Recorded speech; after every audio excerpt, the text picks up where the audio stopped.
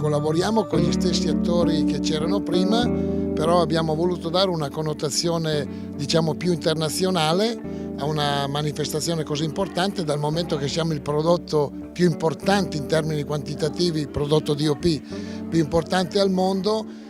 Trascinandolo volevamo dare una sorta di internazionalizzazione a questa importante manifestazione che presenta delle eccellenze straordinarie che hanno solo bisogno di essere assaggiate anche fuori dal Veneto, e noi ci proponiamo di trascinarli un po' fuori dal Veneto. Alcuni già lo stanno facendo e altri lo faranno presto.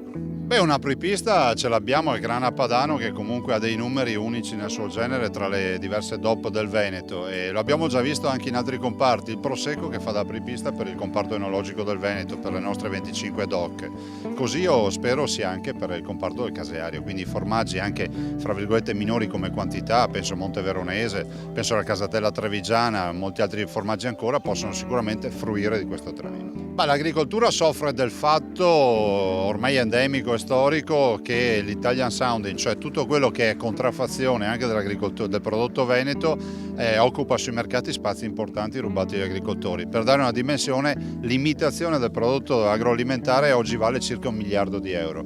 E la vera battaglia che si deve fare a livello nazionale è quella di combattere l'Italian Sounding. Io avevo iniziato con l'etichettatura obbligatoria, con la tracciabilità, bisogna continuare su questo fronte.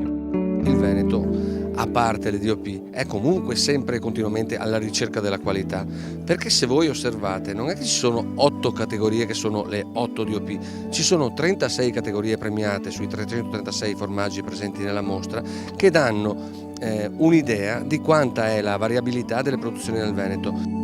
Ricordo una volta su un grosso caseificio, vado a visitare il caseificio e vedo quel bancale con scritto Casius Veneti non toccare. Vuol dire che quelli già si preparavano non so quanti mesi prima per arrivare preparati al Casius Veneti. Questa è la dimostrazione che ci tengono, che il fatto proprio di andare a dire al consumatore il mio è il migliore è una cosa alla quale loro sono molto attenti. Sei il più giovane casaro a Casius Veneti, quanti anni hai e perché hai scelto questa professione? Ho 22 anni e ho scelto questo lavoro perché è stato tramandato da mio papà, mio nonno, insomma un'azienda di famiglia.